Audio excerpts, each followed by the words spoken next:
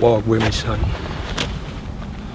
And as our footprints and proverbial strides become heavier, onwards, onwards, onwards, and the understanding that being socio-politically astute is not something you just pencil in last minute on vacation, but at best, a non-refundable gift, consciously wrapped in a perpetually unselfie vocation. Excerpt 170, Frietboerism, Dya Logue, 170.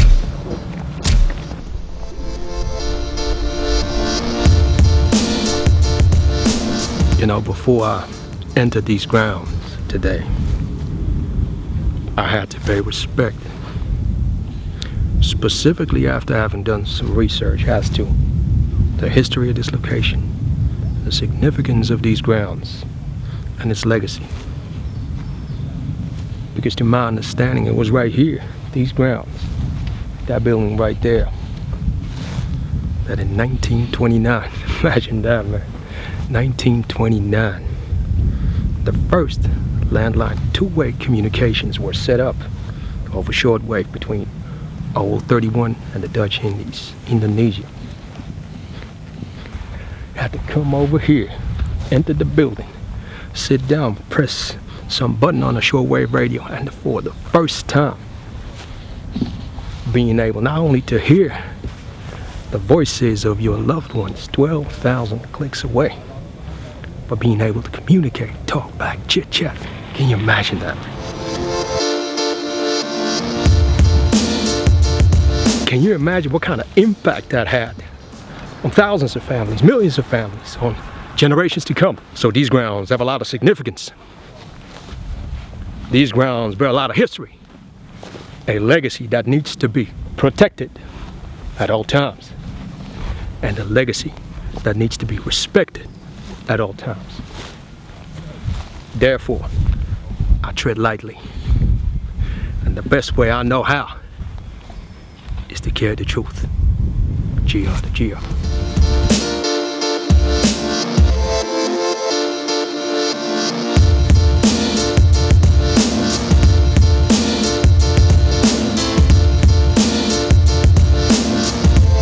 I gotta pay respect to the one old 31 hip hop artist that put me on this location, Suki aka DRC. You know, being here, like I said, bears a lot of significance. September 19th, 2013.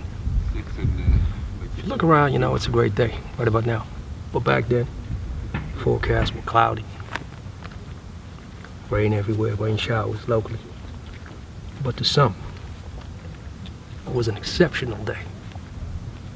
Because on that day, 170 of our most prominent, 170 of our most powerful, elite 0031 hip-hop artists RSVP'd for the first time in freaking history and came together in unison right here, Radio Kootwijk, to take a picture. To take a picture. And none of them had any problems getting here. There were no traffic jams, no pileups. Nobody was bitching about travel expenses. Nobody was bitching about having to get up in the middle of the freaking night and get here. So all of them got into trains, planes, boats, automobiles. I don't know, see the pond. Some of these motherfuckers must have even swam to get here. Because to not be here on that day would have meant an irrefutable loss of exposure, an irrevocable loss of exposure. But while the 170 lined up in single file, double file, triple file, and held hands for the first time and patted each other on the back, some of these motherfuckers might have even sang Kumbaya from the same hip. And while everybody, the 170, was basking in a pixelated, framed manifesto of self, their neighborhood, your neighborhoods, my neighborhood, Old 31, was having a not so great year, 2013. And what I'm about to say will become clear. It doesn't require you to have an MBA, so public knowledge, little street knowledge on top of it. So everybody could have known it, should have known it, everybody saw it. Nobody did a fuck about it. The CBS reported 136,000 fewer jobs compared to 2012. That was 1997 level. The CBS reported on unemployment 656,000, 8.3% of our labor force set their motherfucking ass at home. 1 out of every 12 couldn't find a job. The CBS reported furthermore on housing. If you rented your crib, you saw your prices go up on average 3.8%. That was the highest since 16 years. If you happen to be a homeowner and a homeowner trying to sell your motherfucking crib, you had to take into account that 6.1% fewer homes were sold that year in 2012. And even if you managed to sell your shit, you had to take into account that market prices had dropped on average 6.6%. In my case, almost 8%. Can I get a whoop whoop no sale, please? I'm still stuck at a motherfucking crib, unable to sell it. On top of that, food prices went up 2.5%.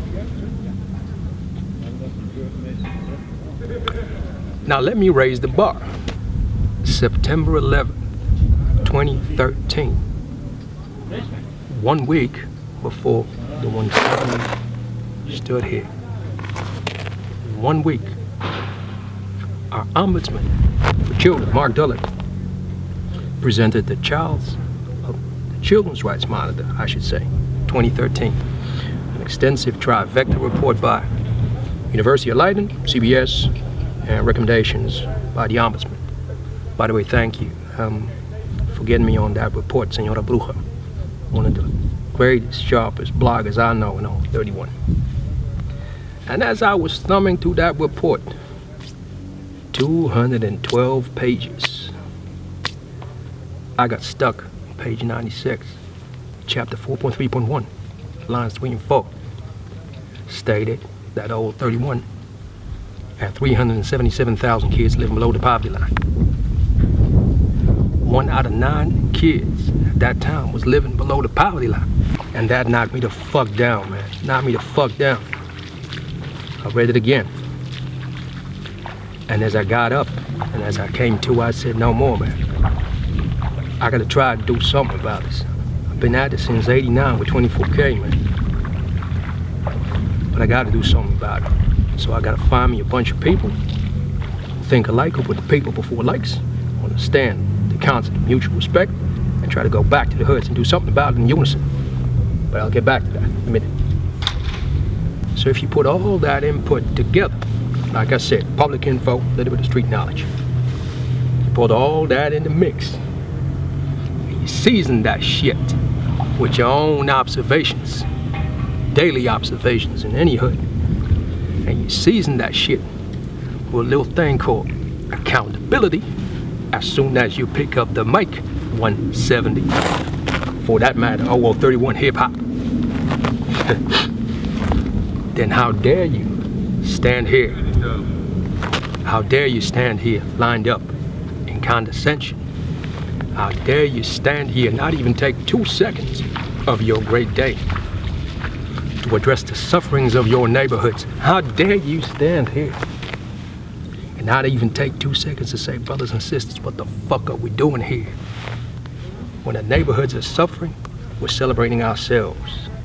Take that dream team, 170 dream team, the fuck back to our hoods in unison and take that power, that so-called power we got.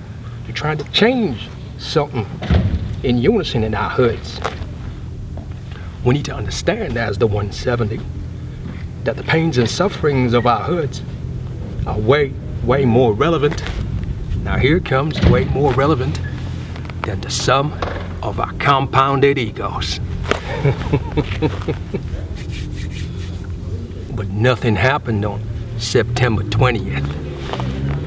Nothing happened on September 21st. The fuck were you on 70? For that matter, old 31 hip hop. September 23rd came, 24th, 25th. Nothing happened in unison. The hoods are suffering. And I thank God. Allah, Buddha, Shifa, whatever. I call my entity behind closed doors, you call your entity. That there were still people deeply buried in the underground. The humble, the conscious, who heard my cry when I got up and I said, I need help. Stop a minute. Like I said before, those are the people to whom, I owe my eternal gratitude. When I said, how can you help me? One of the first radio stations that stood up, underground radio stations, was Danger Zone Radio. I said, Dya Logue, let's set up a GR to GR day. We're gonna create some awareness, and we're gonna dedicate it to all the kids. That ain't my kid, that show, 2013. To them, I'm eternally grateful, the same thing like a Suki, aka DRC. Ex-member of the Zombie Squad, the Tunnel, people like a DJ Byte, DJ Low Pro, DJ NBC, DJ Fox. And a lot of people, man, a lot of people in Anamika Rosario, Papa Zeri. A lot of people like a Ryan Wall, Lex Prince, and probably 1, 2, or 3 dozen others, including 6FM. That I can't mention in 20, 30 seconds right about now, but to whom I pray, I pay gratitude every freaking day, and they can testify to it. Because it was those people at that time that said, we need to come together and go back to our hoods. It was the conscious, the humble that said, what can we do, even if it was only symbolic, but, we need to do something together. And it is, those people that deserve to be standing here and take a bow for 2 seconds. Those people. So as we skipped 2014, our situation did not improve in the hoods. The 170 were nowhere to be found. Our 31 hip hop was nowhere to be found. We were there in the underground again with the same amount of people. Some new souls in there. Understand the concept of GR to GR, understand the concept of giving back to the hood. 2015 came. Situations did not improve in many ways. First, there were 377,000 kids living below the poverty line. Today, 400,000 plus. Now we got 115,000 people who can't pay their mortgage every month. Now we got over 777,000 people drowning in compounded debt. They got one or two, well, I don't know how many loans. You can say it's their own fault and mistake, but they can't get out. So again, I came to 31 hip hop. Again, I came to the 170 and called out every motherfucking leader of every freaking organization. I called them out. I said, you know what? I'm gonna do in 2015. I'm gonna work with Frietboerism, a lot of other artists. I'm gonna set up 15 benefits, 15 shows, 15 cities. And the only thing you got to do, 31 hip hop or 170, show the fuck up, headlining your motherfucking show in your motherfucking hood, and all proceeds go to your kids in the hood, your kids. I didn't talk to anybody about me doing a show or whatever. None of that. I ain't touched no money. You see this? I set this motherfucking shit up. I never made a fucking dime on it. You know how many people around the world walking this shit, got this gear? I never made a dime on that shit. I ain't interested in money. I'm interested in paying back to the hood, because I owe the hood. I owe people like an LTH. I owe people like an All Star Fresh. People like an LJ Wicks. All those who came up before me. And one of those called me in the middle of fucking night and said, Dya Logue, I need help. I said, let's go. And now let me flip that back to 31 hip hop, and also for a part of the 170. Some of them must have forgotten 170 and 31 hip hop. How Suki aka DRC helped you through all the years. How I helped you through all the fucking years. You know how many careers I helped build? Some even from the ground fucking up, and nowadays they be walking like I'm this and I'm that. You know how many people lived in my fucking house? You know how many people, you know, when they needed money, came to me and said, there you go. You know how many artists right about now? You're like, yeah, I'm all this, I'm all that. I was writing your goddamn press releases.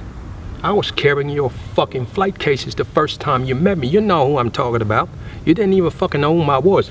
I took your flight cases and carried your shit. In every freaking show that I did with the Tunnel, I gave up my spot to any new artist. Regardless of the fact whether you can rock me or you can't rock me.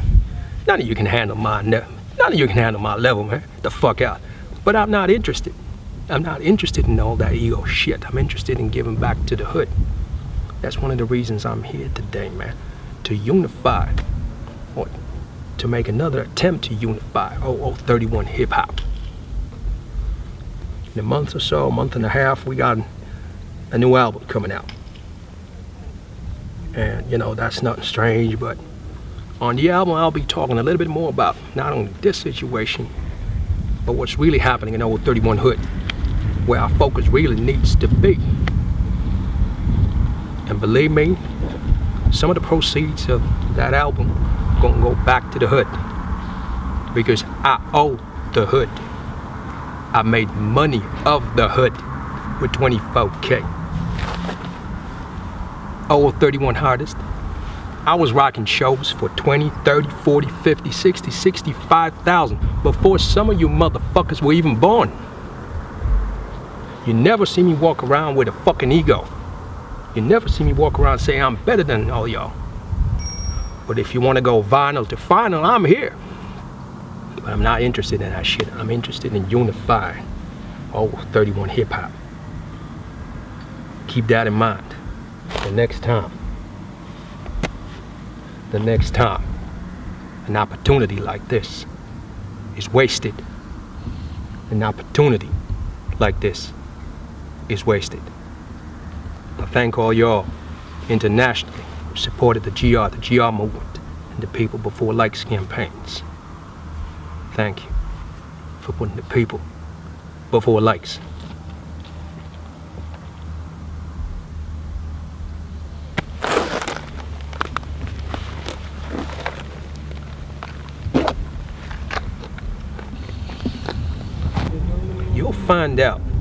You'll find out where I come from. Do your research. And when I speak to you this way, it's not because out of hate, it's out of love, man, out of experience, out of the fact that we need to come together, out of the fact that, you know, you need to understand, younger generation, that this shit is a lot bigger than you. It's a lot of respect involved. And anytime you choose to, you know, flip that cam on yourself instead of the hood, you break some of that legacy. You break some of that legacy. Do your research.